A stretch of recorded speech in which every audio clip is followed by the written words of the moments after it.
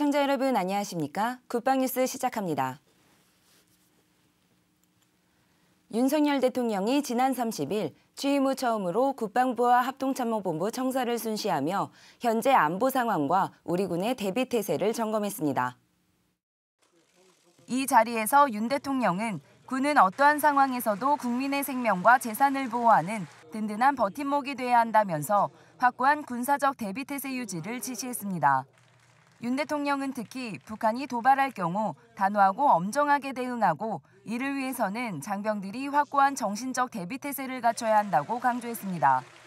이날 대비 태세 점검에는 이종석 국방부 장관과 원인철 합참의장 등이 함께했습니다. 이종석 국방부 장관이 30일 오후 마리우슈 부하시차 폴란드 국방장관과 한 폴란드 국방장관 회담을 하고 양국 간 국방 방산협력과 최근 안보 정세에 대한 의견을 교환했습니다.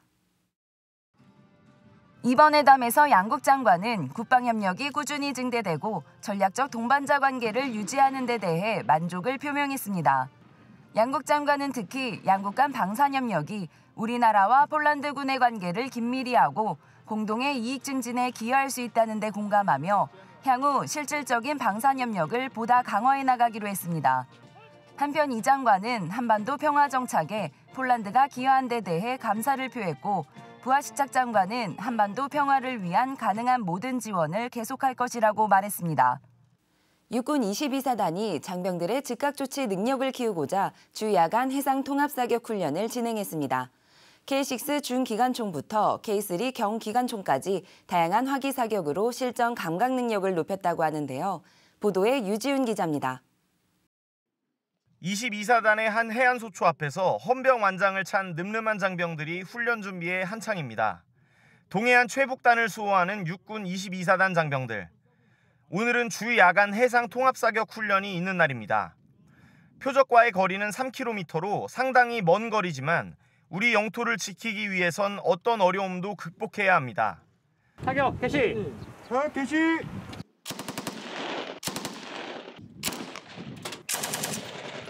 K6 중기관총과 K3 경기관총이 일제히 사격을 가하자 거친 바닷바람을 뚫고 날아간 총탄이 표적 주변에 수많은 물기둥을 만듭니다. 해상통합사격훈련은 장병들이 경계작전 간 발생할 수 있는 다양한 상황을 가정해 즉각적으로 대응할 수 있는 능력을 키우기 위해 계획됐습니다. 이번 훈련을 통하여 적들이 언제 어디서 도발하든 강력하게 응징할 수 있다는 자신감을 가지게 되었습니다. 앞으로도 최상의 전투준비 태세를 갖추기 위한 훈련에 매진하겠습니다. 해안소초에 어둠이 내렸지만 장병들의 훈련은 끝나지 않았습니다. 조명탄이 주변을 환히 밝히자 어렴풋이 보이는 표적을 향해 각종 화기가 불을 뿜습니다. 경계작전은 24시간 밤낮을 가리지 않기에 야간 사격 능력을 갖추는 것도 필수입니다. 22사단 장병 140여 명은 이날 3,500여 발의 총탄을 사격하며 실전 감각을 높였습니다. 이번 주야간 해상 사격 훈련은 어떠한 적이 침투하더라도 즉각적으로 대응할 수 있도록 진행했습니다. 어떤 상황에서도 대적 필승할 수 있는 철벽, 해안 경계 태세를 유지하겠습니다. 육군 22사단은 해상 통합 사격 훈련뿐만 아니라 유격 훈련 등 각종 훈련을 주기적으로 실시해 빈틈없는 대비 태세를 유지한다는 계획입니다. 실전 같은 훈련으로 즉각 조치 능력을 갖춘 육군 22사단은 앞으로도 동해안 최전방 수호에 전력 투구하겠다고 밝혔습니다. 국방뉴스 유지훈입니다. 지난 27일 육군 방공학교가 전반기 대공사격 훈련을 했습니다. 야전으로 배치되는 초급 간부들이 학교에서 배운 이론을 바탕으로 처음 실사격을 해 더욱 뜻깊은데요. 이금주 기자가 취재했습니다. 실탄 사격, 가죠, 자. 지휘관의 사격 명령에 따라 가상의 적기를 향해 사격을 시작합니다. 방공학교에서 병과 교육을 받고 있는 소위와 하사들이 처음으로 실시한 대공화기 실사격. 그동안 학교에서 배운 내용을 바탕으로 진지하게 사격에 임했습니다. 훈련에는 발칸 4문과 비호 2문이 투입돼 하늘을 향해 불을 내뿜었습니다. 장병들은 이 20mm 대공포탄을 사용하여 실사격을 하며 대한민국의 영공을 침범한 가상의 적을 빈틈없이 추적하고 있습니다. 부대는 초급 간부들이 야전 부대에 배치된 후 즉각적인 임무 수행이 가능한 정예화된 방공 전투 전무가가 되는 것을 목표로 하고 있습니다. 이번 대공사격 경험을 가지고 야전에 나가 자랑스러운 대한민국의 하늘을 수호하는 든든한 방패인 소대장이 되겠습니다. 22-1차 신임장교 화이팅! 이번 대공사격 훈련을 통해 야전에서 임무 수행간 적이 공중 침투를 한다면 반드시 격추하겠다는 목표와 자신감이 생겼습니다. 대한민국의 하늘은 우리가 지킨다. 육군 방과학교 화이팅! 장병들은 이번 실탄 사격을 통해 장비 운용과 사격에 대한 자신감을 높이고 대한민국 영공 수호에 대한 책임감을 다졌습니다. 국방뉴스 이금주입니다. 육군 항공사령부는 지난 16일부터 다음 달 3일까지 3주 연속 야외 전술훈련을 펼칩니다. 전시 임무 수행 능력을 검증하고 탄약과 식량 등에 대한 지속 지원 능력을 갖추는 데 중점을 뒀는데요. 전혜주 기자가 취재했습니다. 11호기 이륙 준비고고. 통제탑의 지시에 따라 아파치 헬기가 이륙하고 표적을 향해 기관포가 로켓을 발사합니다. 전시 임무 수행 능력을 검증하기 위한 공중사격 훈련입니다. 장병들은 헬기에 장착할 로켓을 점검하고 기관포와 로켓을 헬기에 탑재해 이륙할 채비를 합니다. 공중사격 훈련에는 30mm 기관포와 2.75인치 로켓으로 무장한 아파치 헬기 5대와 헬기 조종사 20여 명이 동원됐습니다. 공중사격을 포함한 야외 전술 훈련은 3주에 걸쳐 진행되고 있으며 장기간 전투에 대비하기 위한 것으로 육군 항공 역사상 최초의 3주 연속 훈련입니다.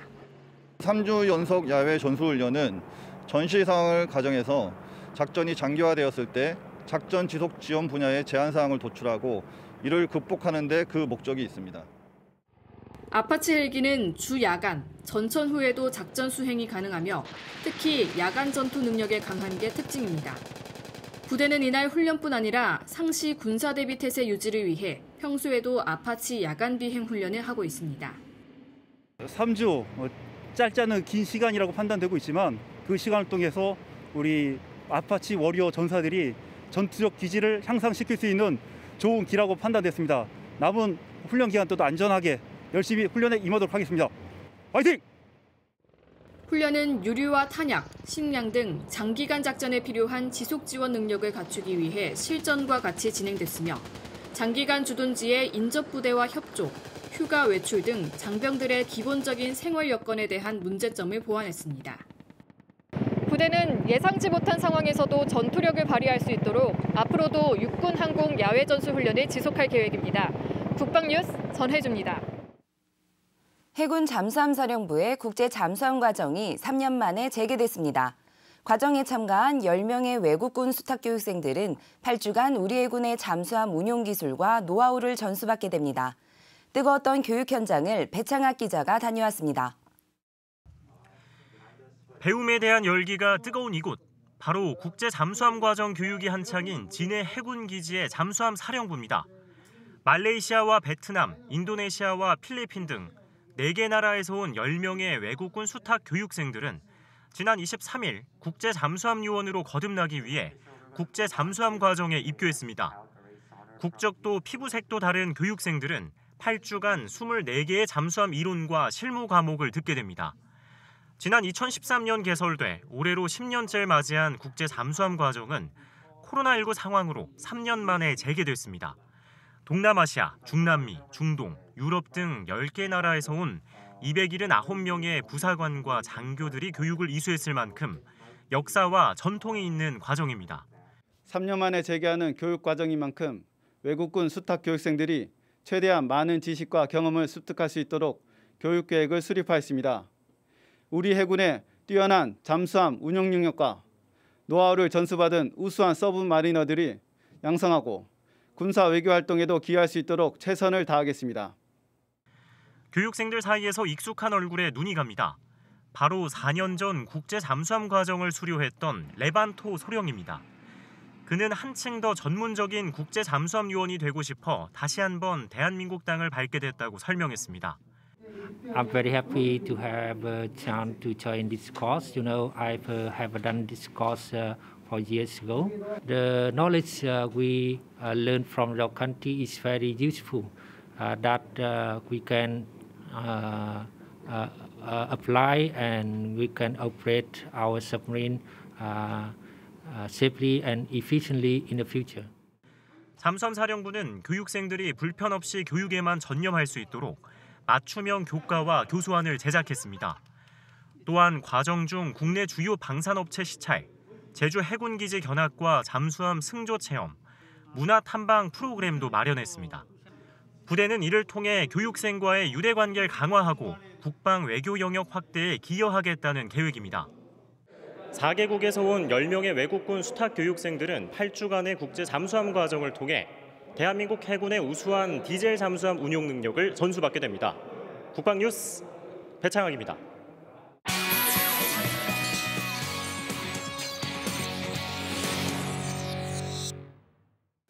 이어서 해군 잠수함 사령부의 국제 잠수함 과정 교육 현장을 다녀온 배창학 기자와 이야기 나눠보겠습니다.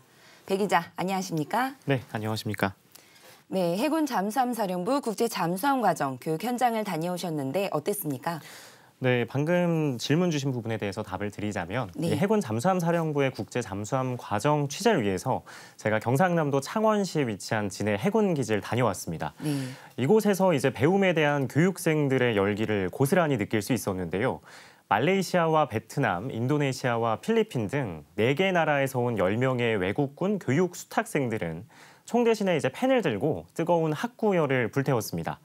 특히 수업 중에 적극적으로 손을 들고 대답을 하는 모습과 수업 이후에 차례로 줄을 서서 질문을 하는 모습을 보면서 이 국제 잠수함 요원이 되겠다 하는 이들의 의지가 대단하다는 것을 느낄 수 있었습니다. 또 국적도, 언어도, 피부색도 다른 이들이 과정 내내 서로를 격려하고 응원하는 모습이 가장 인상적이었습니다. 네, 배 기자의 말만 들어도 얼마나 열정적인 교육 현장이었을지 느껴지는데요. 그러면 배 기자가 함께한 날엔 어떤 교육이 진행됐습니까? 네, 가장 먼저 교육생들에게 잠수함 운용 기술과 노하우를 전수해주는 이론 수업이 진행됐습니다. 특히 교육생들의 눈과 또 귀가 되어주는 부대 통역병들이 있어서 이 언어의 장벽을 뛰어넘을 수 있었습니다.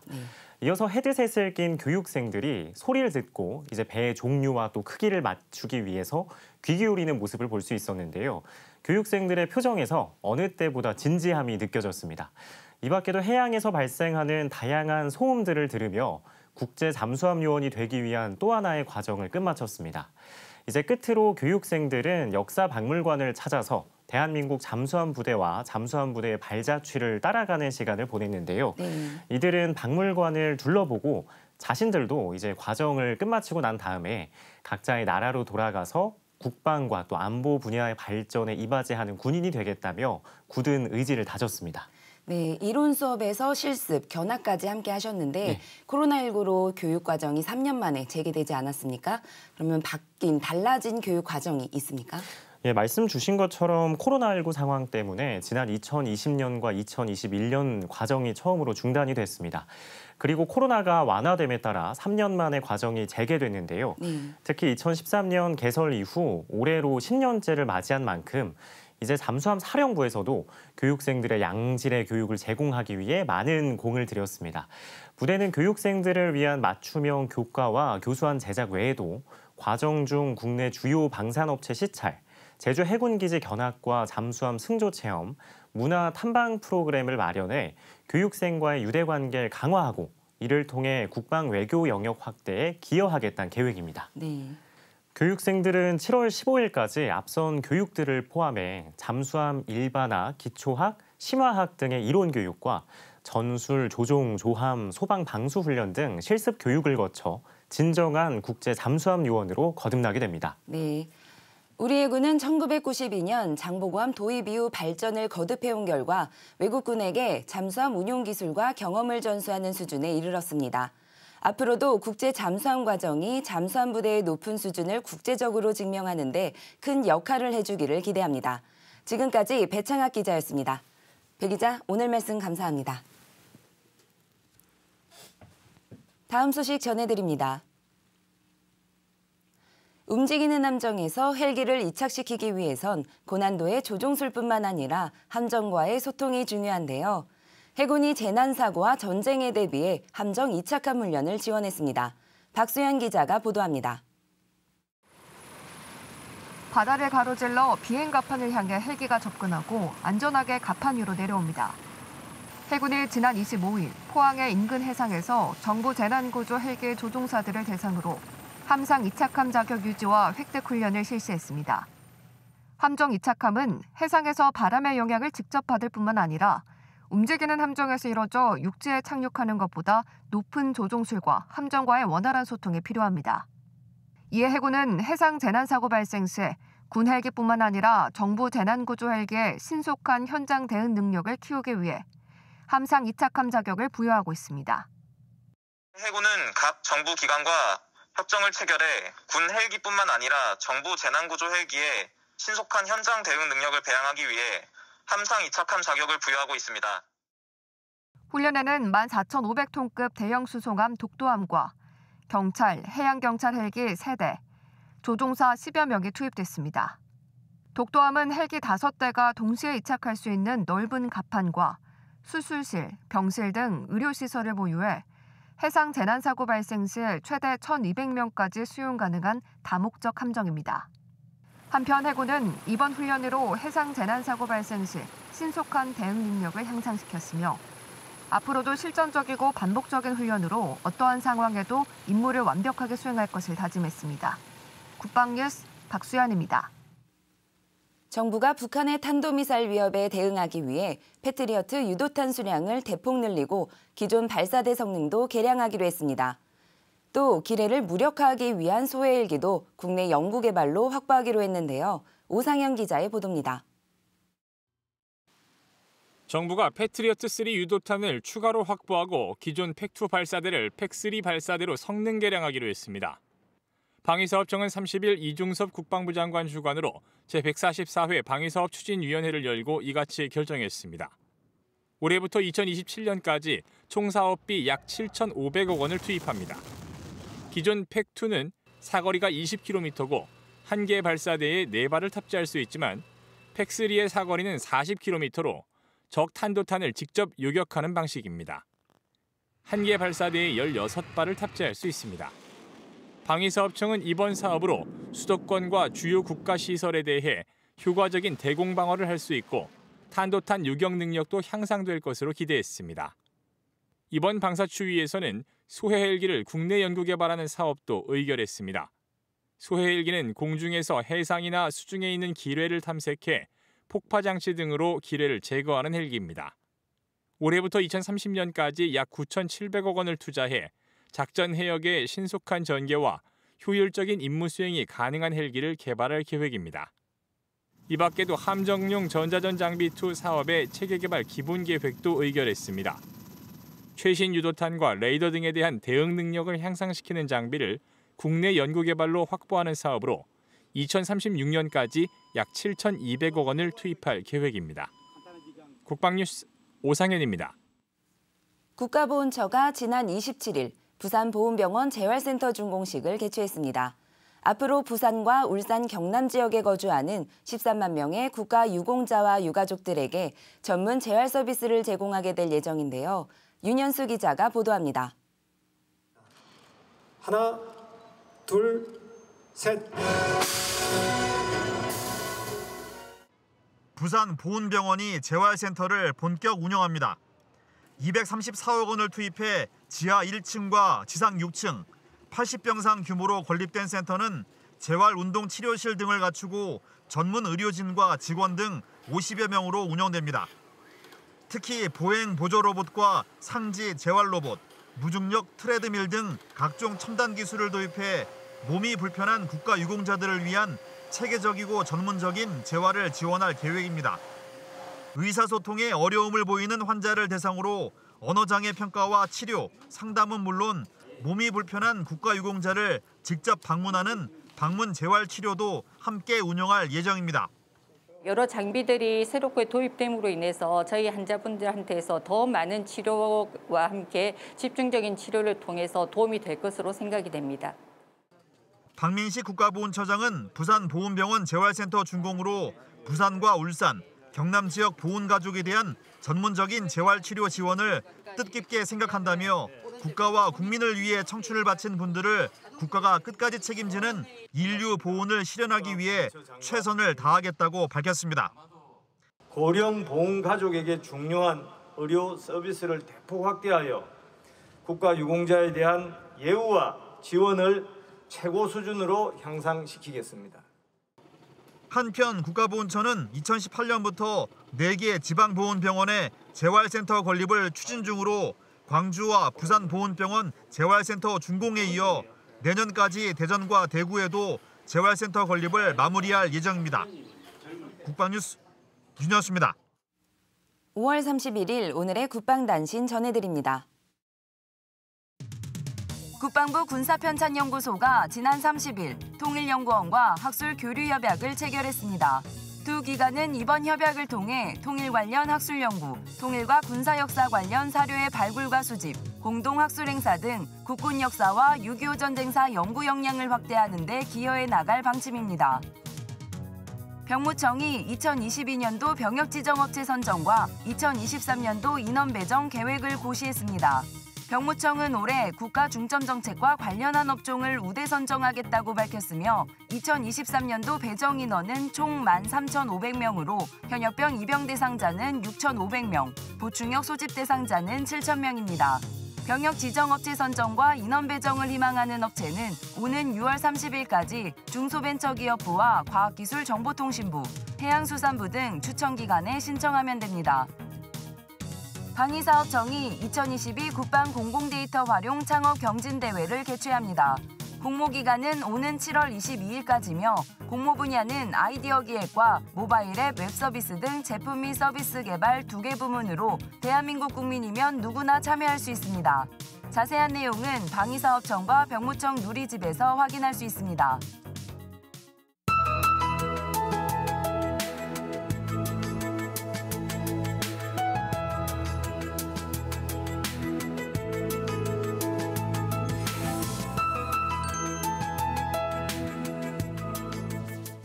화요일인 오늘은 전국이 대체로 맑은 가운데 건조한 바람이 불며 대기는 점점 건조해지겠습니다. 자세한 날씨 확인하시죠.